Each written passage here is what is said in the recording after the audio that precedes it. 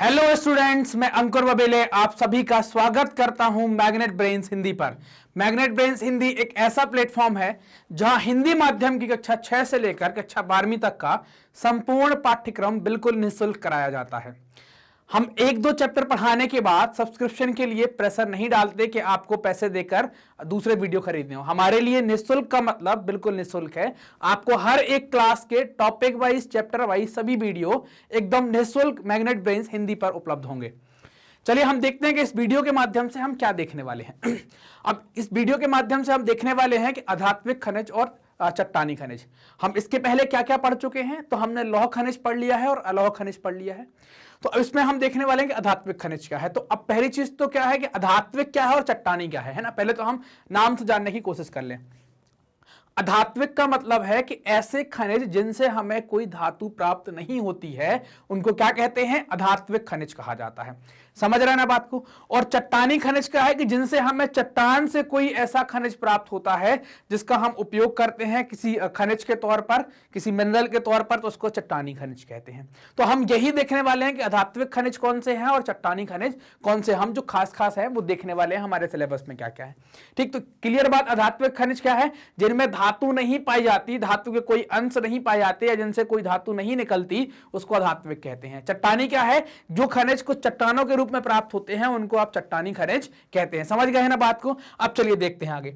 तो आध्यात्मिक खनिज में जो पहला खनिज आता है जिसको आप कहेंगे अभ्रक, जैसे माइका भी कहा जाता है, इंग्लिश में माइका कहते हैं। क्लियर। तो अब ये माइका क्या है? तो ये एक ऐसा खनिज है जो प्लेटों और पत्रण क्रम में, मतलब सीट में ऐसे ऐसे आपको देखने को पत्रण क्रम में पत्र के जैसे देखने को मिलेगा।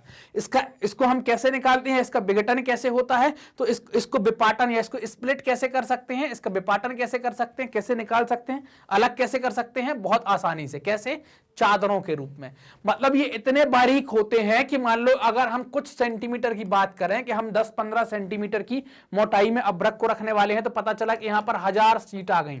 ये पतली पतली 1000 सीट अभ्रक की आ गई, तो ये आपको यहां पर देखने को मिलेगा। तो अब ये कैसा खनिज है जो प्लेटों के रूप में पत्रण क्रम में पाया जाता है और चादर के रूप में इनका विपाटन करते हैं, चादर के रूप में इनको अलग करते हैं, स्प्लिट करते हैं।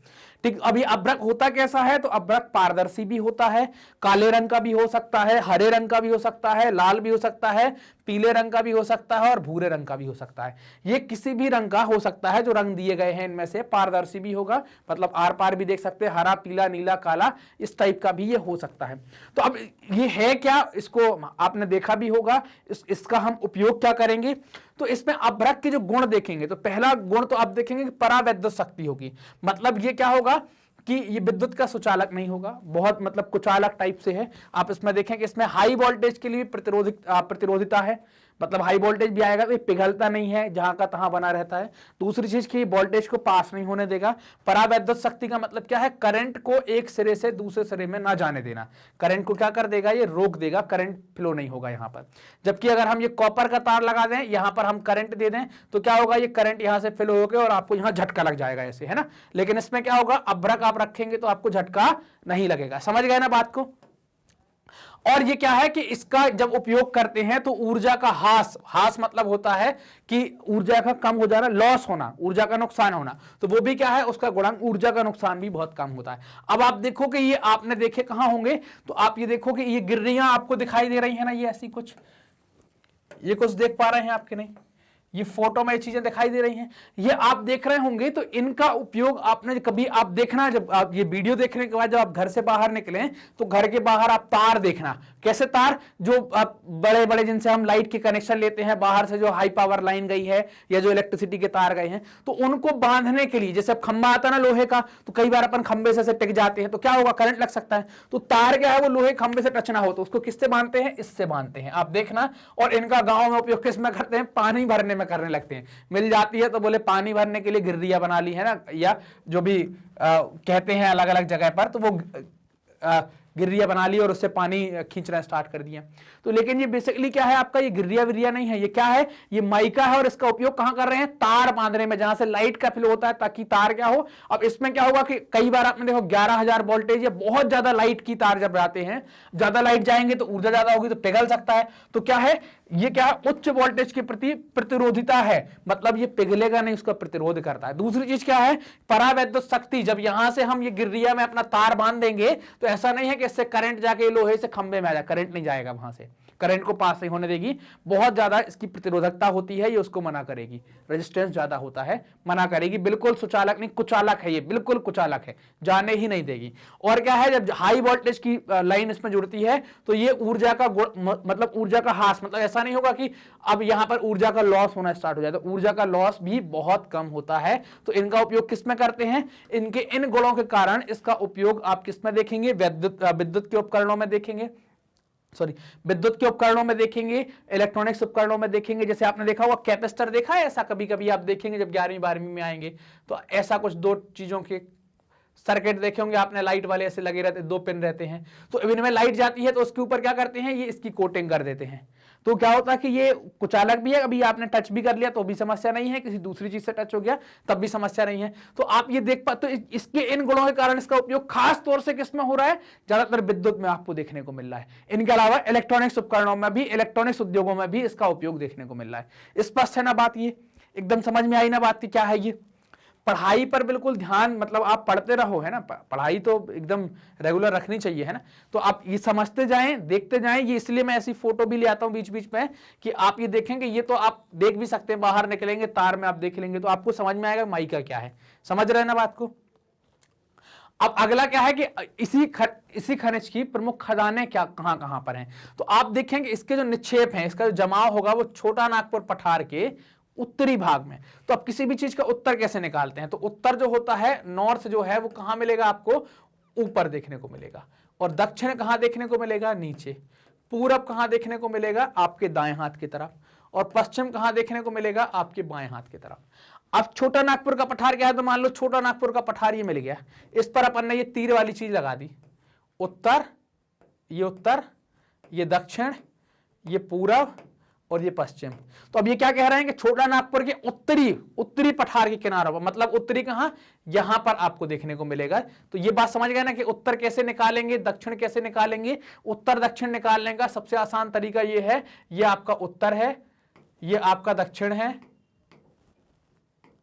ये आपका दक्षिण है, ये आपका पूर्व है और ये आपका पश्चिम है। किसी भी जगह की दिशा निकालनी है उसमें ये सेट कर दो, भारत में ये सेट कर दो तो क्या हो जाएगा, भारत का उत्तर, भारत का दक्षिण, भारत का पूर्व और भारत का पश्चिम। समझ रहे हैं ना बात को।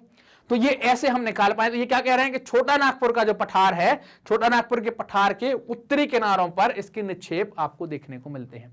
तो इसकी प्रमुख खदानों में हम देखें तो क्या है, तो इसकी एक बेल्ट आती है जिसको कहते हैं बिहार झारखंड की, बिहार और झारखंड में होगी कौन सी, कोडरमा और गया हजारीबाग पेटी। हजारीबाग का पठार भी है।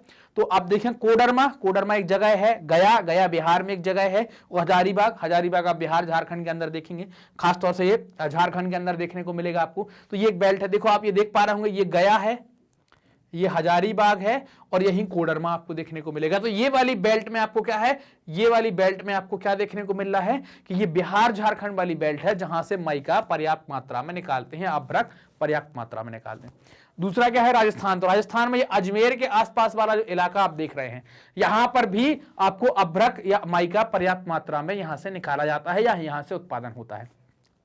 तीसरा क्या है, नेल्लोर अभ्रक घाटी कहां पर है, आंध्र प्रदेश में। तो आंध्र प्रदेश कहां है, ये आपका आंध्र प्रदेश है, आप ये देखो, ये आंध्र प्रदेश है, ये आंध्र प्रदेश है, ये रहा आंध्र प्रदेश। तो आंध्र प्रदेश ये है, तो यहां पर नेल्लोर, अब आप देख लोगे कि ये नेल्लोर आपको दिख रहा होगा, तो ये क्या है आपका नेल्लोर। तो ये तीन बड़ी खदानें कौन कौन सी हो गई, बिहार झारखंड की एक बेल्ट हो गई, कौन सी, कोडरमा, गया, हजारीबाग, पेटी, ये सबसे ज्यादा उत्पादन करती है अभ्रक का। ठीक, फिर दूसरी आपने देखी कि राजस्थान की अजमेर के आसपास वाला इलाका। तीसरा आपने देखा नेल्लोर अब्रक पेटी, कहां की, आंध्र प्रदेश में। तो ये 3 पेटियां आपको यहां की देखने को मिल गई। तो क्लियर ये बात, ये खदानें भी अपन ने मैप पर देख ली कौन कौन सी हैं। इनको जब मैपिंग करेंगे तब भी देखेंगे अपन, मैप बेस्ड क्वेश्चन जब करेंगे नक्शा आधारित प्रश्न, तो उसमें भी देखेंगे। ये यहां इसलिए कि आपके दिमाग में चीजें सेट होती जाए, वहां फिर आसानी से पकड़ते चले जाओ आप, है ना, एकदम बन जाए, एकदम सॉलिड नंबर आ जाए। अब अगला जो है जिसमें आप देखेंगे कि ये तो जो आपका आपने अभी तक ये देखा है जिसको आप अब्रक कह रहे हैं, तो ये कैसा हो गया, अधात्विक खनिज हो गया। अब जो चूना है, तो ये चूना पत्थर कैसा है आपका, चट्टानी खनिज का हिस्सा है। चूना की खदानें होती हैं, चट्टानें होती, सीधा निकाला और सीधा अपन ने उपयोग करना, इसका कोई वैसा प्रोसेस नहीं होती, कुछ अयस्क के रूप में नहीं निकलता, डायरेक्टली हम निकाल के लिए आते हैं। तो चूना पत्थर बनता कैसे है, तो चूना पत्थर कैसे बनता है, कैल्शियम कार्बोनेट और मैग्नीशियम कार्बोनेट से बनी चट्टानों में पाया जाता है। इनसे ये बनती है, उन चट्टानों से बनने का आपने देखा होगा, दिवाली पे आप दिखेंगे गांव में चूने के थैले आते हैं, अपन ने घड़े में या कहीं किसी में चूने को डाला, पानी डाला, थोड़ी देर रखा रहने दिया, वो जैसे ही चूना शांत हो जाएगा वो हीट छोड़ता है, उष्मा छोड़ता है, फिर उसके बाद अपने डब्बों में भरा, घर की पुताई करना स्टार्ट कर दिया। तो क्या है, ये आसानी से मिल जाता है, इस कारण से चूने के भाव भी आप सस्ते, चूना लगाते भी हैं और चूना खाते भी हैं, समझ रहे हो ना। लगाना वो नहीं किसी को लगा दो, वैसा चूना लगाना नहीं, चूना पोत कर लगाते हैं, है ना, ये सब लगाना है। चूना खाते भी हैं, कैल्शियम इसमें पर्याप्त मात्रा में होता, तो इस कारण से इसको खाते भी हैं, खाया भी जाता है, चूने की जरूरत भी, मतलब अब ये नहीं कि चूना खाया जाता है, सर ने कहा तो बोले हिस्सा चालू कर दिया, सर कह रहे थे चूना खाना पड़ता है, चूना तो हिस्से में ही डालते हैं। अरे वो अलग रूप से चूना हमें मिल जाता है, भोजन में हमें मिल जाता है कैल्शियम, कैल्शियम जो है वो हमें मिल जाता है, उसके लिए चूना जरूरी नहीं है कि आप डायरेक्टली चूना लो और खाना चालू कर दो, समझ रहे ना। तो अब ये कहां मिलेगा, कैल्शियम कार्बोनेट, मैग्नीशियम कार्बोनेट और चूना पत्थर, कैल्शियम में, इन सब में देखने को चूना पत्थर हमें मिलेगा। अधिकांशतः किस में मिलेगा आपको, अवसादी चट्टानों में। अब चूना किस में मिलेगा, अवसादी चट्टानों में आप चूना पत्थर को पाएंगे या चूना पत्थर ही खदानों को पाएंगे। चूना पत्थर से क्या है, तो आपने देखा होगा पुराने जमानों के जो घर हैं उनको चूने से जोड़ते थे, जैसे आज हम ईंट को जोड़ने के लिए किसका उपयोग करते हैं, सीमेंट का, तो ऐसे ही पहले ईंट या पत्थरों को जोड़ने के लिए चूने का गारा बनाया जाता था, तो चूने का हम उपयोग करते हैं। चूना पत्थर क्या हो गया, पहले से चला आ रहा, तो अभी भी किसमें डलने लगा, सीमेंट उद्योग का एक आधार हो गया, सीमेंट उद्योग इससे ही चलता है, सीमेंट उद्योग में ये पर्याप्त मात्रा में डाला जाता है, इसका एक प्रमुख क्या हो गया, कच्चा माल हो गया, सीमेंट के अंदर ये डालना ही पड़ता है, समझ रहे ना बात। तो चूना पत्थर कहां मिलेगा, कैल्शियम या कैल्शियम कार्बोनेट या मैग्नीशियम कार्बोनेट की चट्टानों में, खासतौर से किस में, अवसादी चट्टानों में।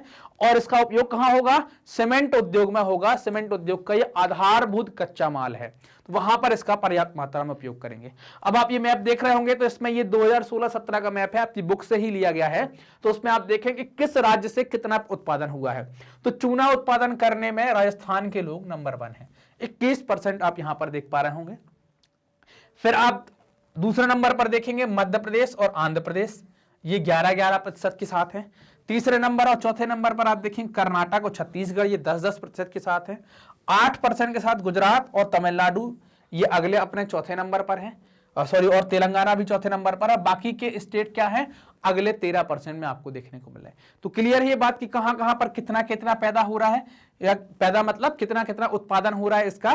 तो ये कहां है, कौन राज्य नंबर 1 है, राजस्थान नंबर 1 है चूने के उत्पादन को लेकर। क्लियर ये बात एकदम स्पष्ट, ठीक। अब आप जानते हैं कि मैग्नेट ब्रेन जो है वो नंबर 1 प्लेटफॉर्म है जो आपको 100% फ्री एजुकेशन उपलब्ध कराता है। तो आपकी सुविधा के लिए हमने क्या किया है कि आपको हमारी वेबसाइट magnetbrains.com पर जाना है।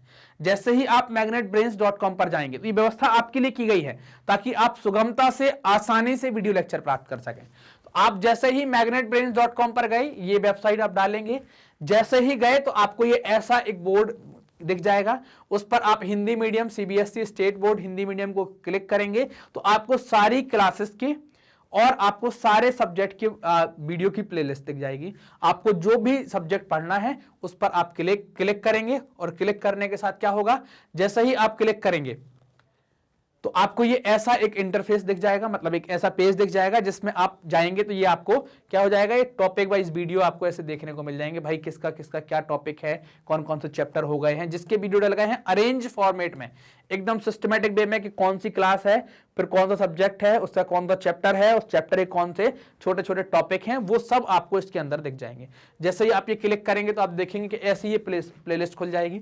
ये आपको जैसे ये पार्ट 1 2 3 4 5 6 7 ये दिख जाएगी, और मैं भी दिख जाऊंगा। अगर आपको सामाजिक विज्ञान देखनी है तो मुझे देख के भी आप मैं दिख जाऊंगा, है ना, तो आप मुझे देख के भी वो वाली लिस्ट आप कर सकते हैं। बाकी आपको सारे सब्जेक्ट मिल ही जाएंगे, तो ऐसे आप कर लें। अब इसके बदले में हम चाहते क्या हैं आपसे, तो आप जानते हैं कि मैग्नेट ब्रेन बिल्कुल फ्री एजुकेशन दे रहा है। तो आपको अगर हिंदी माध्यम के आप विद्यार्थी, तो मैग्नेट ब्रेन्स हिंदी कक्षा 6 से लेकर कक्षा 12वीं तक के बच्चों के लिए बिल्कुल फ्री शिक्षा उपलब्ध कराता है। ठीक, इसके लिए हम आपसे क्या चाहते हैं और आपको ये वीडियो कैसे मिलते रहे लगातार, तो आप क्या करें, आप हमारे चैनल को सब्सक्राइब करें, हमारे द्वारा लिए जाने वाले सेशंस को लाइक करें और अपने दोस्तों के साथ शेयर करें, ताकि ज्यादा से ज्यादा लोग इस चीज का फायदा उठा सकें। और कमेंट कर जरूर बताएं कि आपको सेशंस कैसे लग रहे हैं। Thank you.